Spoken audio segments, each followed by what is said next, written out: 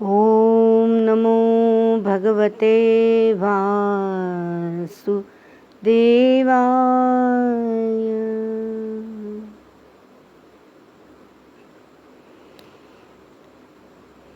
श्रीमद् भगवद गीता का प्रधान विषय क्या है? भगवान की प्राप्ति करना है तो श्रीमद् भगवद गीता का अभ्यास करें। तो मुख्य दो मार्ग भगवान ने बताए, ऐसे लग रहा है। ज्ञान के द्वारा, वो है सांख्य योग। एक मार्ग है सांख्य योग और दूसरा है कर्म योग। अभी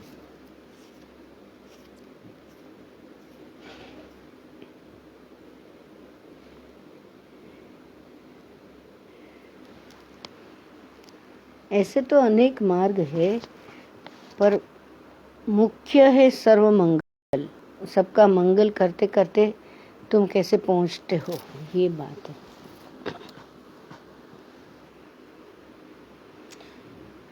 अभी पदार्थ स्थूल में सब प्राप्ति करने जाए तो मृग तृष्णा जैसा है।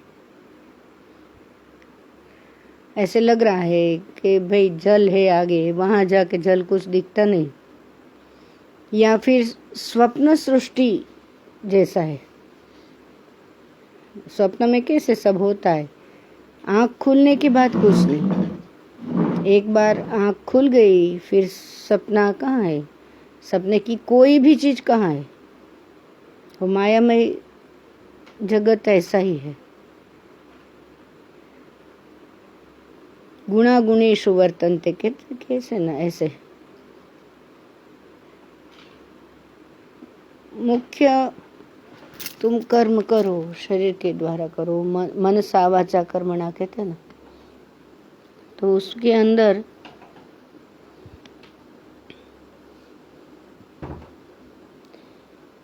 डूअरशिप नहीं होना चाहिए। डूअरशिप आई जो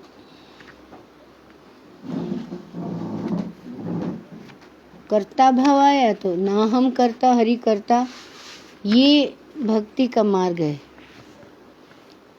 ना हम करता हरि करता कहते हैं ना, ये भाव प्रकट होते होते भी देर लगती है। पूर्णता में आ गए तो गुरु के पास जाके एक बार गुरुजी मिल गए, गुरुजी के कहे वचनों को अमृत तुल्य मान लिया और सच में वो उनकी कृपा हो गई। लभते तत्कृपयैव, उनकी कृपा के बिना तो कुछ होने वाला नहीं है। तो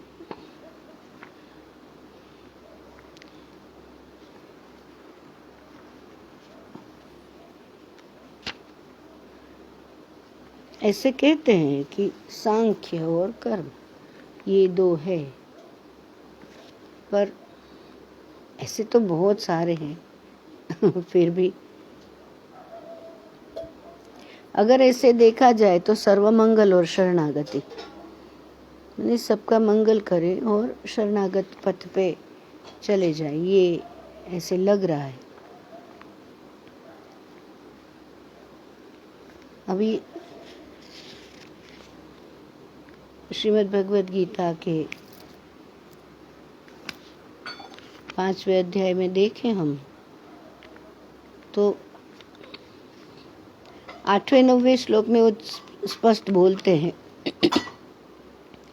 नैव किंचित करोमीति युक्तो मन्येत तत्त्ववित् पश्यन् शृण्वन् स्पृशन् जिघ्रन् अश्नन् गच्छन् स्वपैश्वसन् प्रलपन् विसृजन् गृह्णन् उन्मीषन् निमिषन्नपि इन्द्रियाणीन्द्रियार्थेषु वर्तन्त इति धारयन्। तत्व को जानने वाला सांख्य योगी तो मैंने जो कुछ भी करता है इस ज्ञान में क्या है, एक कहते हैं कि पश्यन शृण्वन, वो देखता हुआ, सुनता हुआ, स्पर्श करता हुआ, सूंघता हुआ, भोजन करता हुआ, गमन करता हुआ, मैंने आता जाता कुछ भी करता हुआ, सोता हुआ, श्वास लेता हुआ या बोलता हुआ, जो भी क्रिया है ना, त्यागता हुआ, ग्रहण करता हुआ, मैंने आना हो, जाना हो, त्याग हो, ग्रहण हो, जो भी है, और आँखों को खोलता और मूंदता हुआ, आँख खुल बंद करते, ये सब अपने अपने कार्य में कर, वो इंद्रियां जो है, ये मैंने वो अपने आप हो रहा है, कहना क्या चाहता है, इस प्रकार समझकर निस्संदेह ऐसा माने कि मैं कुछ भी नहीं करता हूँ। अब ऐसे कैसे नहीं करता हूँ, वो कर तो रहे ना, लग तो रहा है ना। तो वो जो मैं है, वो मैं कौन सा मैं, तो एक मैं होता है कि मैं इसका बेटा, इसका बेटी, इसका माता, इसका पिता, के इंडस्ट्रियलिस्ट, के डॉक्टर, इंजीनियर, ये पर वो पाया हुआ है। और वो जो स्वरूप है, अनंत रूप है, विश्व रूप है, वो सभी रूपों में जो छाया हुआ है, वो मैंने डूअरशिप के बारे में ही बता रहे। कर्ता भाव आया तो फिर आगे नहीं बढ़ पाओगे। कर्ता भाव आया कि मनुष्य अवतार में जो सार्थक्य है कि भाई हम कीड़े मकोड़े नहीं हो गए, मनुष्य रूप में कृपा से आ गए, और गुरु भी मनुष्य। फिर अगर आगे बढ़ना है तो कर्तापन के अभिमान से रहित होना।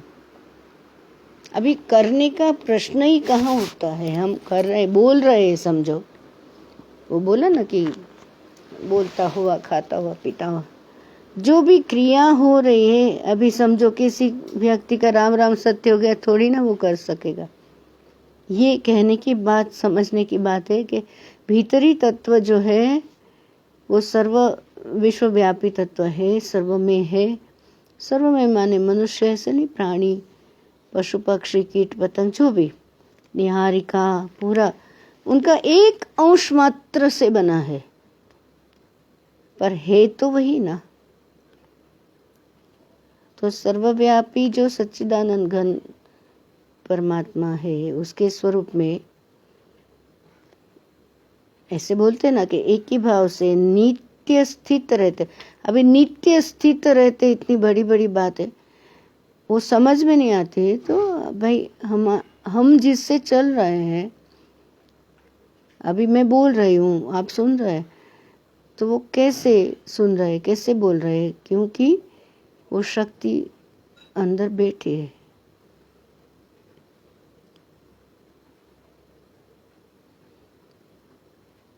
वो ये गाते ना, मुँह को कहाँ ढूंढे रे बंदे, मैं तो तेरे पास में। अपनी भीतरी एक सब चले जाते ना, अभी ये चले गए, वो चले गए, वो इतना प्रिय व्यक्ति को अग्नि में, भूमि में दाह कर दिया, और हमको कोई अग्नि में डाल रहा क्या? हमको तो पूछ रहे कैसे हो, खाना खाया क्या, कैसे क्या कर रहे हो? तो वो अभी है, वो ही ऐसे सरल भाव से समझ सकते हैं शायद। बाकी तो ऐसे समझ लिया कि ये सब बातों की शब्दों में अनुभूति में हो सकते हैं, शब्दों में समझ नहीं हो सकती है, शब्द से परे है ना। तो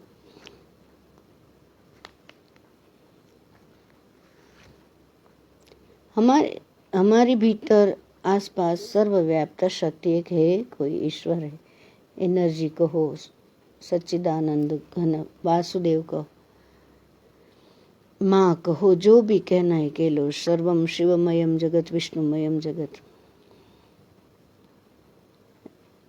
उसके सिवा अन्य किसी के होने का भाव नहीं रहना। यही तो सांख्य योग का साधन है, और कुछ नहीं है। और भक्ति में शरणागति से कि तू जैसे रखे ऐसे रहूं, जो खिलाए सो खाऊं, जहाँ बिठाए सो बैठूं, ये शरणागति का भाव है। सुख दुख, गुजराती में एक गाना है, हे जी सुख दुख मन मानी, हे जी घट साथे रे घड़िया, टाळ्या ते कोई ना नवटळे रघुनाथ न जड़िया, हे जीवाला सुख दुख मन मान। सुख दुख जो है वो मन में क्यों नहीं लाना है? ये घट के साथ है, कर्म बंधन से जो है वो पूरा हो रहा है। तो वो कुछ आ गया तो खुश हो जाना कि खत्म हो गया, चलो छूट गए दोनों भी, सताने वाला भी छूट गया और जिसको सताता है वो दोनों भी छूट गए। और कुछ वात्सल्य दिखाते हैं या वात्सल्य पुराते हैं, वो भी तो बंधन छूटना है ना। भगवान कृष्ण ने कहा था कि इन गोपियों को कहो मुझे मुक्त करे, उन्हीं का तो है, उन्हीं से सब कुछ भगवान का समझकर सिद्धि असिद्धि में समत्व भाव रखते हुए, कुछ मिला नहीं मिला ठीक है भाई, आगे बढ़ो। और आसक्ति और फल की इच्छा, मुख्य वस्तु यही है, इच्छा दुख से कारणम। हाँ, इच्छा शक्ति भी है, वो दो भाव अलग है। तो इच्छा छोड़ देना तो सब कुछ हो। इच्छा का त्याग करके भगवान जैसे रखे ऐसे रहे तो बस हो गया काम। तो ये सभी भाव जो दिए हैं ना, वो अलग अलग अध्याय में दिए हैं। तो जैसे रखो ऐसे है। जैसे कि दूसरा अध्याय है तो उसका 48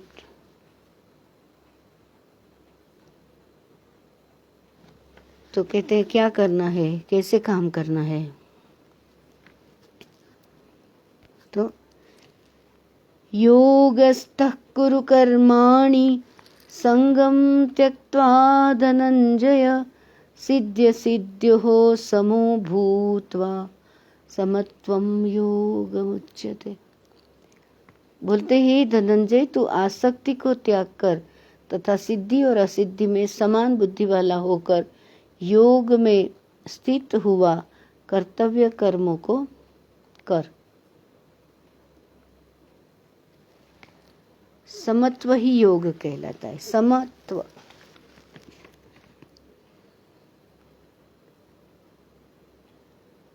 जैसे मनुष्यत्व, पशुत्व ऐसे होता है ना, आत्मस्थ, योगस्थ, ऐसे समत्व है। वो पूर्ण समता में ही रहना है। कंटाला करके काम करे तो कहीं नहीं, योगस्थ कुरु कर्माणि। मैं उनका हूँ और उनका काम कर रहा हूँ, उनके लिए कर रहा हूँ। उन्होंने शक्ति दी, मैं हूँ कहाँ, वो ही कर रहे, यहाँ ही फ्री हो जाते।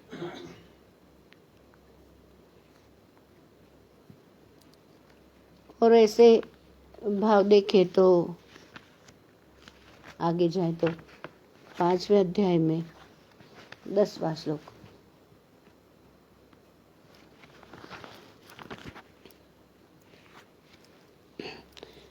वीतराग भय क्रोधा मन्मया मामुपाश्रिता बहवो ज्ञान तपसा पूता मद्भावमागता।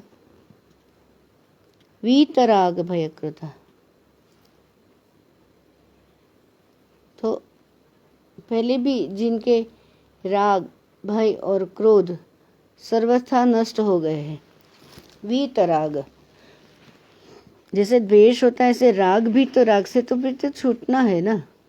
राग नहीं छूटे, वैराग्य नहीं आए तो फिर आगे नहीं बढ़ सकते। वो कहानी बताते हैं ना गुरुदेव कि वो घर छोड़ के सन्यास लेके चला गया, वो वापस आके बोलता है ये चांदी का लोटा बाहर पड़ा है, जरा घर में रख दो। कहाँ छूटा? स्थूल वस्तु के प्रति कहाँ छूटा? यहाँ राग स्थूल वस्तु में ही हम अटके हुए हैं। एक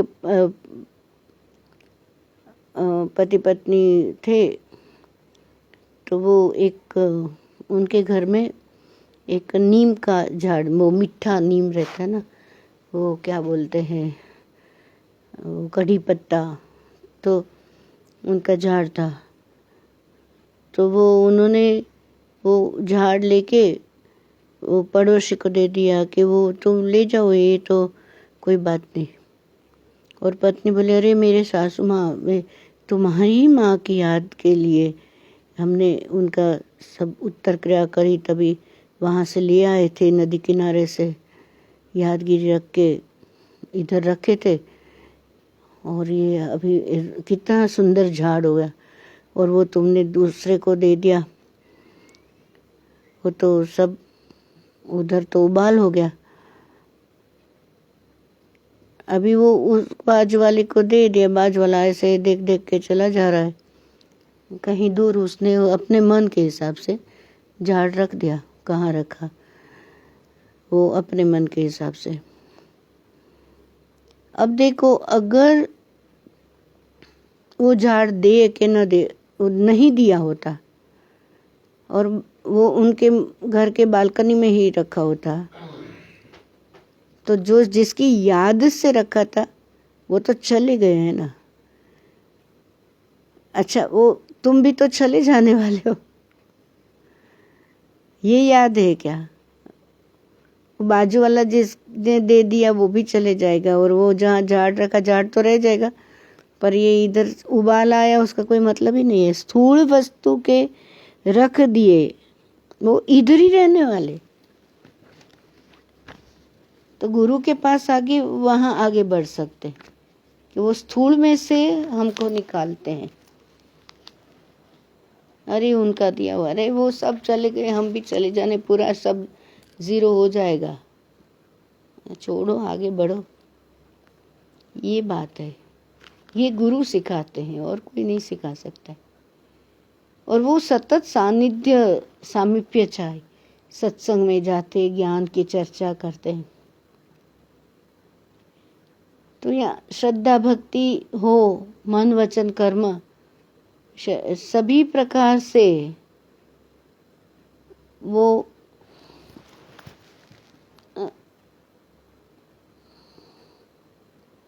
संपन्न तो हो, पर भगवान के शरण नहीं हो तो क्या फायदा? क्योंकि श्रद्धा भी उन्होंने दी, शरण्य भाव भी उन्होंने दिया। शरणागत वो बोलते हैं ना कि सब कुछ मैं ही हूँ। गुरुजी बोलते हैं तुम ही शरणागति हो। ये सब वो बोलते हैं शरण्य भाव भी मैं देता हूँ, ये सब हृदय में उतारना चाहिए। उसका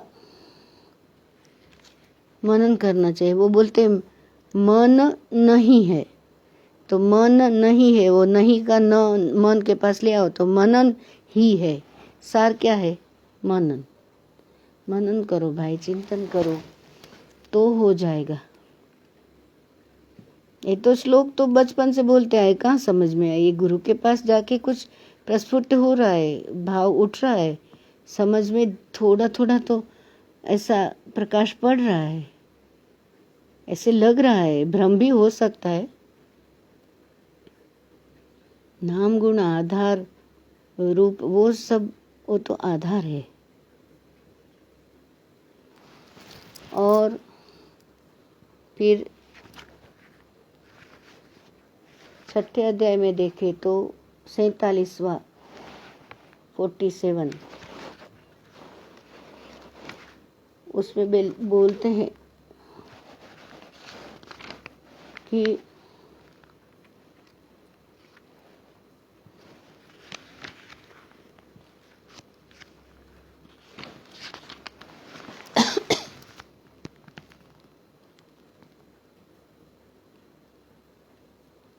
फोर्टी सेवन तो है ही नहीं, 46 40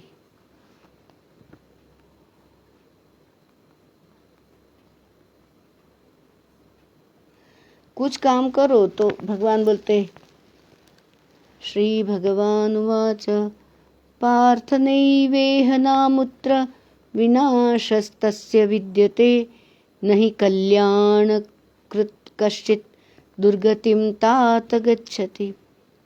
कुछ तो काम अच्छा किया वो तो फलेगा ही फलेगा।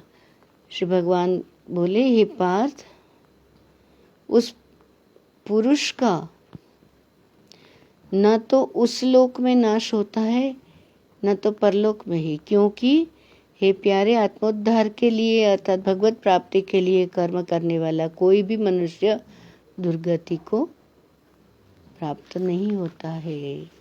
पुरुष का नाश नहीं होता है माने पूर्व माने शरीर, उषम माने तेज, ये बोल रहे। ऐसे तो सांख्य योग के उदाहरण बताए, कर्म योग के उदाहरण बताए, परिणाम तो एक ही है, अभिन्न ही है, वो एक ही जगह जाने वाले।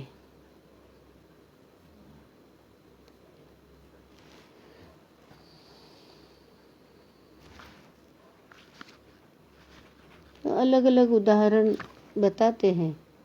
वैसे 5वें अध्याय में देखे तो 4-5वां श्लोक, सांख्य योगो पृथक बालः प्रवदन्ति न पंडिताः एकमप्यास्थितः सम्यक उभयोर्विन्दते फलम्। मैंने आगे जो बताया तो संन्यास और कर्म योग को जो मूर्ख होंगे ना वही अलग अलग मानते हैं, पृथक पृथक फल देने वाले कहते हैं, न कि पंडित जन। मैंने जो समझदार है उसको कर्मयोग या संन्यास अलग नहीं। अभी घर में गृहस्थी जो रहता है वो सब लेट गो करता ही है ना जो, और सन्यासी को तो पूरा अभी ये आधुनिक सन्यास में कोई आश्रम में रहते हैं तो किसी के अंडर में रहना पड़ता है, तो वहाँ द्वंद्व मचता है, तो वो निर्द्वंद्व में जाना उसके लिए कठिन होता है। तो वो ज्ञान की पराकाष्ठा की मदद लेनी पड़ती। भक्ति में भी ऊपर रहना पड़ता है, क्योंकि संन्यास हो के कर्म योग हो, खास सम्यक प्रकार से जो स्थित हो गया वो पाएगा क्या? वो तो परमात्मा को ही पाए, परमात्मा को ही प्राप्त होता है, चाहे कर्मयोग चाहे ज्ञान योग सांख्य योग, कुछ भी कर लो, किसी प्रकार से भी योग कर लो। उदाहरण हजारों है, सार एक है कि तू पा लो भगवान को, कहाँ पाओगे? सिर्फ अपने भीतर का पाना शक्य है, बाहर इधर उधर बाहर मुक्ता में नहीं मिलेगा। मिल भी सकता है, आकाश का ध्यान करे ऐसा पूर्ण में, जैसे सुखदेव जी महाराज ओतप्रोत हो गए थे, पर वो तो पूर्णता में होना चाहिए, वैरागी होना चाहिए, राग द्वेष वाला नहीं। वीतराग भय क्रोध वो कर सकते, भय भी चला गया, मृत्यु का भय लगता है ना, अभी ये से है, अभी मर जाएंगे, सब मरे, तुम तो अजर अमर अविनाश हुए, कह दिया जाएगा पंच तत्व का पुतला। अभी रही बात साधन मार्ग की, तो साधन काल में अधिकारी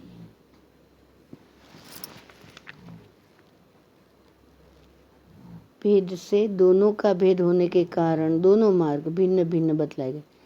अधिकारी भेद माने ज्ञान में रह सकता है, फिर भी गुरुजी बताते ज्ञान साबुन की तरह, वो धो देना पड़ता है, लेके घूमोगे तो हो गई बात। पाणिनि ऋषि का हुआ था ना, व्याघ्रते जिग्रते इति व्याघ्र, बाघ आया तो उनकी व्याख्या करने बैठे, बाघ ने फाड़ डाला। सिर पे लेके नहीं बैठना है। इसलिए कोई भी एक पुरुष दोनों मार्ग द्वारा एक काल में नहीं चल सकते। तो कर्मयोग हासिल करो के संन्यास योग हासिल करो, ये स्थूल देखने की बात है। अंतःकरण में हो वो तो बात अलग है। अभी गंगा जी पर जाना है तो कोई भी दो मार्ग है, कोई भी एक मार्ग के द्वारा दोनों मार्गों से एक काल में नहीं पहुंचता। एक कोई मार्ग पकड़ ले तो पहुंच जाता है। गंगा जी जाना है, कहीं भी जाना है तो ये सांख्य योग और कर्म योग को जो साधन है, संन्यास आश्रम में नहीं बन सकता, क्योंकि संन्यास आश्रम में कर्मों के स्वरूप में भी त्याग कहा गया है, और सांख्य योग का साधन सभी आश्रमों में बन सकता है। सुख दुखे समय कृत्वा ये बात कर रहे हैं। यदि कहो कि सांख्य योग की भगवान ने संन्यास के नाम से कहा है, इसलिए उनका संन्यास आश्रम में ही अधिकार है, गृहस्थ में नहीं, तो ये कहना ठीक नहीं है। क्योंकि जैसे दूसरा अध्याय देखे तो 11 से 30 श्लोक तक जो सांख्य निष्ठा का उपदेश किया गया है, उसके अनुसार भी भगवान ने जगह जगह पर अर्जुन को युद्ध करने की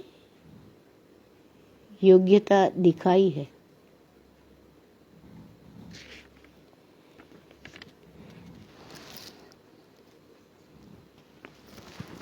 तो दूसरे अध्याय में 11वां श्लोक में क्या बोलते हैं?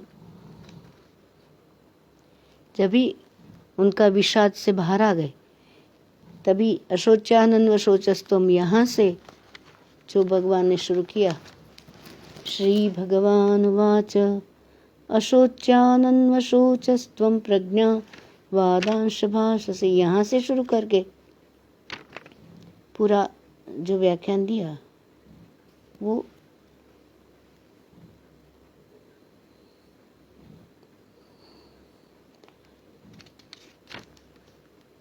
तीस 11 से 30 तक वो सभी सांख्य ही बताता है। ज्ञान ही तो दिया ना। यदि गृहस्थ में सांख्य योग का अधिकार ही नहीं होता तो भगवान का इस प्रकार कहने क्यों कहते हैं? ऐसे के नहीं कहते। इतनी विशेषता अवश्य है कि सांख्य मार्ग का अधिकारी देहाभिमान से रहित होना चाहिए, क्योंकि यदि देहम पृथक कृत्य चिति विश्राम तिष्ठसि, अष्टावक्र में कहते हैं अधुनैव सुखी शांत, अभी कभी सुखी हो जाएगा, देह से पृथक हो जाओ। यदि अगर देहम शरीर पृथक अलग कृत्य करके, देह को अलग करके, यदि देहम पृथक कृत्य चिति विश्राम, चित्त, तो जो चित्त है, ऐसे कहते मन बुद्धि चित्त अहंकार, और पृथ्वी पानी तेज वायु आकाश, तो ये पंच तत्व, और मन बुद्धि चित्त अहंकार में से मन बुद्धि और अहंकार को ले लिया। 5 तत्व पृथ्वी पानी तेज वायु आकाश, मन बुद्धि अहंकार, ये अपरा प्रकृति में ले लिए, और चित्त में अपरा में नहीं लिया है। चित्त को, चित्त खाली हो सकता है, तो उसका इलाज क्या है? ध्यान या कीर्तन, स्मरण, उससे खाली हो जाते हैं। तो चित्त खाली हो गया कि चिदोहम चिदोहम, चिदाकाश हो गया। चिदाकाश में तो चिदंबर जो कहते हैं, व्यक्ता व्यक्तात् परम स्थानम शब्दातीतम गोचरम वृत्ति संचार निर्मुक्तम शारदायाश्चिदंबरम। वृत्ति संचार, वृत्ति नहीं उठी तो फिर हो सकता है, वृत्ति उठ गई तो फिर क्या? व्यक्ता व्यक्तात् परम स्थानम, व्यक्त अव्यक्त से परे, शब्दातीतम, शब्द से परे, अगोचरम, दृष्टिगोचर नहीं है, दिखता नहीं है, छू नहीं सकते, उसका स्पर्श हो सकता है।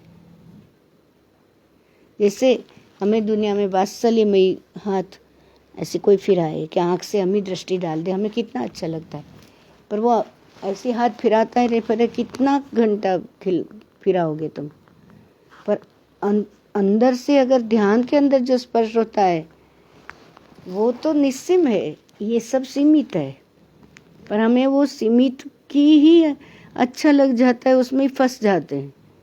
पंचेंद्रियों का पचड़ा ही फंसाता है, इंद्रियातीत ज्ञान है, वो सोचते नहीं, हमें पता है, पर हम वो बार बार पक्का नहीं किया पाठ, इसलिए हमको थोड़े में फंस जाते हम, है ना। इसलिए ये यदि देहम पृथक कृत्य चित्ति विश्राम, चित्त में विश्राम करो, माने एक चेतना का जो अंश, एक भाग है, वो वहाँ जो पिक्चर लिए, वो इम्प्रेशंस पूर्व की हुई, फोटोग्राफी का शौकीन है चित्त, वो सब जमा करने का शौकीन है, परिग्रह करने का, वो सब खाली कर दे वो, तो फिर वो खाली हो, वही चैतन्य, या देवी सर्वभूतेषु चेतनित्यभिधि, वहाँ चेतना का वो जो चित्त का भाग है, वो खाली होने से वो फिर चैतन्य का स्वरूप बनते हैं। जैसे आकाश शरीरम ब्रह्म आनंद आत्मा, फिर आनंद आता है। आकाश शरीरम, खाली होना ना, शरीर कैसा होना? खाली होना।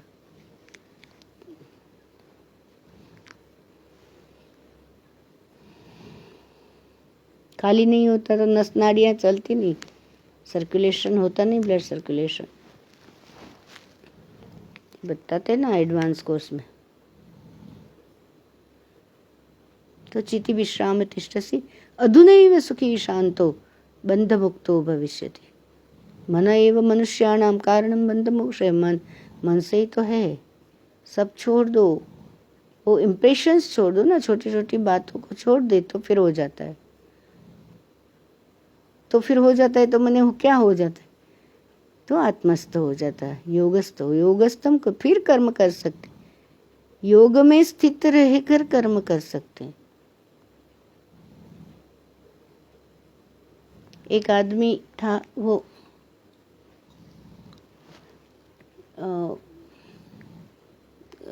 वैष्णव भक्त था, तो वहाँ शैव भक्त के यहाँ काम कर रहा था। तो वो बोले कि ऐसे तिलक लगाओ, तो उसने वो तिलक पेट पे लगाया। तो बोले क्यों? बोले यहाँ काम तो मैं पेट के लिए कर रहा हूँ ना। स्थूल में जो है वो टिकेगा नहीं। कहने का मैंने वो कड़ी पत्ता की कहानी बनाई ना, कि कड़ी पत्ता का झाड़ अगर उन्हें किसी को दे दिया तो वो झाड़ भी यहाँ रहेगा, न जाने कितना वर्ष के बाद वो भी गिर जाएगा, जिसके याद में रखा था वो तो चले गए, अभी तुम भी चले जाने वाले हो, ये याद रहना चाहिए कि विनाश जो लय एक अंग है, जैसे सृष्टि स्थिति पालन ऐसे संहार भी एक अंग है। ये हमें याद नहीं है, मालूम तो है, याद नहीं, ये याद करना पड़ेगा। अभी संहार के समय सब सेवा जरूर करना चाहिए, प्रार्थना जरूर करना चाहिए, पर अटकना नहीं चाहिए किसी के स्मरण में। घटना स्मरणम, शब्द स्मरणम, भूतकाल स्मरणम, ऐसा किसी भी शास्त्र में कहा नहीं गया है। शास्त्र तो हालांकि मैंने पढ़े नहीं है, पर ये सत्संग में सुना है कि कहा गया है कि श्रवणम कीर्तनम विष्णु स्मरणम, विष्णु स्मरणम, विष्णु का स्मरण। तो भाई क्यों विष्णु का स्मरण करना है? विष्णु भगवान का काम है पालना, तो तुम्हारी पालना हो जाएगी। भगवान का स्मरण करो जो पालनहार है। ये घटना स्मरण, फटना स्मरण, फलाने ने ये कहा, वो वाक्य बहुत महान है कि वर्तमान में जियो, गुरु जी ने कहा, ये वाक्य महान है। Cut the past, set the past, ये कहा, वो महान। वो बुद्ध भगवान कहते ना, गते गते परागते स्वाहा, चले गए, गतम न शोच्यम। यहाँ यही भगवान कहते हैं, शोच्यानन्व शोचस्तम प्रज्ञावादांश भाषसे। यहाँ से श्री भगवान उवाच, मैंने भगवान का सांख्य का ज्ञान शुरू होता है। जब तक शरीर में अहम भाव है, अष्टावक्र जी ने कहा ना कि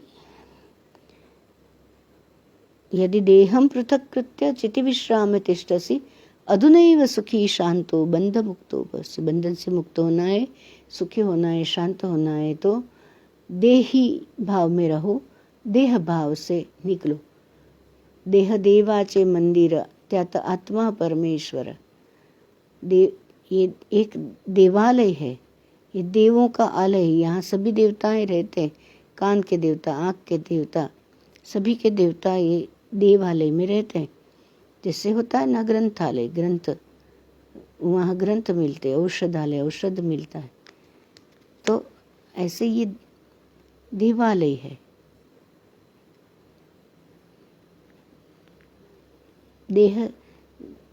देह जो है वो देवालय है, उसके भीतर जो है वो देही जो है वो भगवान है। तो भगवान सांख्य योग में बताया ये सब। 2 साधन है, कर्म योग करो, सांख्य योग करो। ऐसे देखो तो त्रिसत्यस्य भक्तिरेव गरीयसी। उसको कहा ना कि भाई तू मामेकम शरणं व्रज हन्त्वा सर्व पापेभ्यो मोक्षयिष्यामि मा शुच। तू मेरा चिंतन करता हुआ कर्मयोग को कर।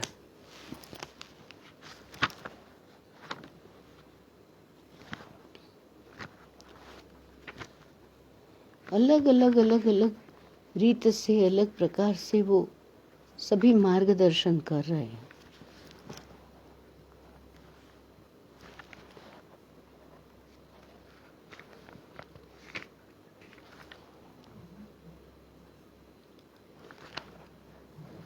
हमें योग में स्थित होना, ध्यान से करो, कर्म से करो, संन्यास से करो या ज्ञान कर्म, दोनों को भी त्याग दो। जो करना है वो करो।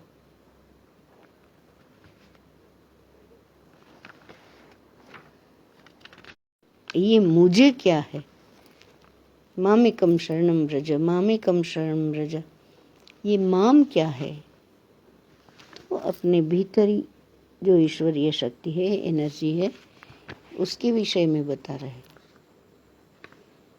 वो कहीं और बैठा है और वहाँ जाके करना है, ऐसा नहीं है। यत् सांख्यैः प्राप्यते स्थानं तद्योगैरपि गम्यते एकम सांख्यम च योगम च यह पश्यति स पश्यति। ज्ञान योगियों के द्वारा जो परम धाम प्राप्त किया जाता है, कर्मयोगी के द्वारा भी वही प्राप्त किया जाता है। तुम कुछ भी मार्ग चुन लो, जाओगे तो परम धाम में ही।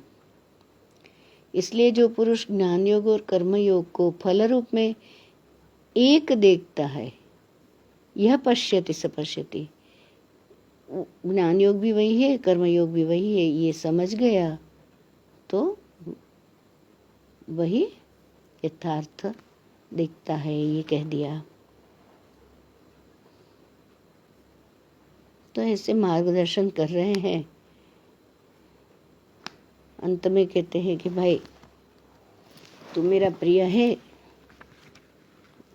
घबरा मत, कर तू, हन्त्वा सर्व पापेभ्यो मोक्षयिष्यामि मा शुचः, मैं तेरे सभी पाप से मुक्त करूँगा, पर मेरी शरण में आ।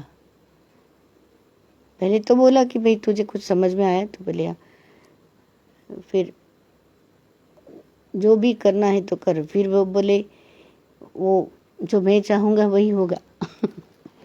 ऐसे ही भगवान। तो श्रीमद् भगवद गीता में गहरा ज्ञान है, चिंतन से मनन से सब लोग कर ही रहे हैं, पर जब श्लोक बोल लेते हैं, हम तो नियमित 15 अध्याय बोलते हैं, हम तो नियमित दूसरा अध्याय बोलते हैं। ऐसे बोलने से, ये श्लोक बोलने से उसमें जीवन तक ज्ञान है। भाई जागो, तुम सुख दुख के समय कृत्वा लाभालाभौ जय जय बोल लोगे तो तुम्हारे सामने situation will be created for you. ये सजगता होनी चाहिए। कोई भी तुम ज्ञान ले रहे हो, अष्टावक्र का ले रहे हो, श्रीमद् भगवत के जो भी लेते हैं, ये जीवन तक ज्ञान है। तो वो उसमें बराबर उसका अर्थ भी समझ लिया, श्लोक भी समझ लिया, और फिर ऐसे देखा जाए तो पता ही नहीं है ये क्या हो रहा है, भगवान मेरे साथ क्या हो रहा है। अरे पर तू वो ज्ञान ले रहा है तो तुझे वो ज्ञान जीना पड़ेगा। इज वेरी स्ट्रिक्ट गुरु, कृष्णम वंदे जगत गुरु। You will have to take the knowledge, नहीं तो पाठ नहीं कर सकते। तो जो ज्ञान तुमने अपनाने को हाथ में लिया, तो जब भी सिचुएशन विचित्र आएगी तुरंत समझ लोगे कि ओह ये तो भगवान की मस्ती है, मुझे पेपर दे रहे हैं। ये समझ गया तो सिचुएशन बदल जाएगी। ये मेरा विश्वास है, मेरा अनुभव भी है। तो हम जिए बस, और क्या, उनके ज्ञान के सहित। मधुर सुमधुर गीता दी है। जय भगवद गीते, जय भगवद गीते, हरि कमल विहारिणी सुंदर सुपुनीते। हरि ही कमल हृदय में विहार करते करते वो शब्द गंगा निकल पड़ी, उसमें आज भी हम ना रहे। तो श्रीमद् भगवत गीता का अभ्यास करना चाहिए और अर्थ समझना चाहिए। संतों की हजारों टीका है, तो 1000 तो नहीं कर सकते, पर अपने जो गुरु है, गुरु के जो अर्थ बताया है गुरु जी ने, वो थोड़ा समझने का प्रयत्न। इतना ले भी नहीं सकते हम, समुंदर दे दिया है। अंजलि भी पी ले तो तभी भी बहुत है। तो अंजलि क्या के शरण्य भाव जागृत हो जाए। शिष्यस्ते हम शाधिमाम त्वाम प्रपन्नम। अब भाई एक बताओ, जो श्रेय है बताओ, ब्रूहि निश्चितम, एक ही बात बताओ।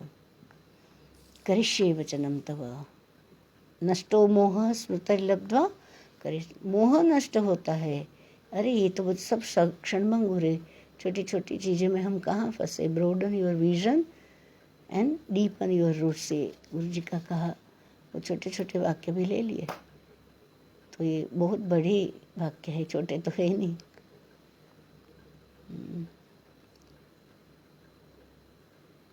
नमन गुरु चरणों में कोटि नमन कर, कृष्ण कृष्ण कृष्ण।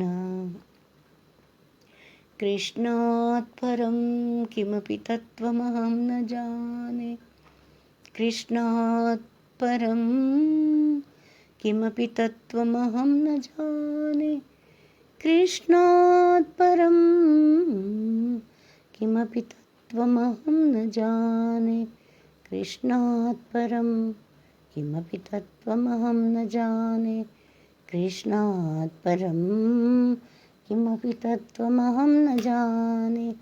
गुरुर्ब्रह्मा गुरुर्विष्णुः गुरुर्देवो महेश्वरः। गुरुः साक्षात् परं ब्रह्म तस्मै श्रीगुरवे नमः। कृष्णं वन्दे जगद्गुरुं। कृष्णस्तु आत्मा स्वयं। कृष्णस्तु भगवान स्वयं। सभी को खूब आशीर्वाद, सभी की मनोकामना पूर्ण हो, सभी को स्वास्थ्य मिले। स्वास्थ्य माने स्व में स्थिरता, स्वस्थ रहो और मनोकामना पूर्ण हो। खूब खूब आशीर्वाद। शुभ रात्रि। जय गुरुदेव।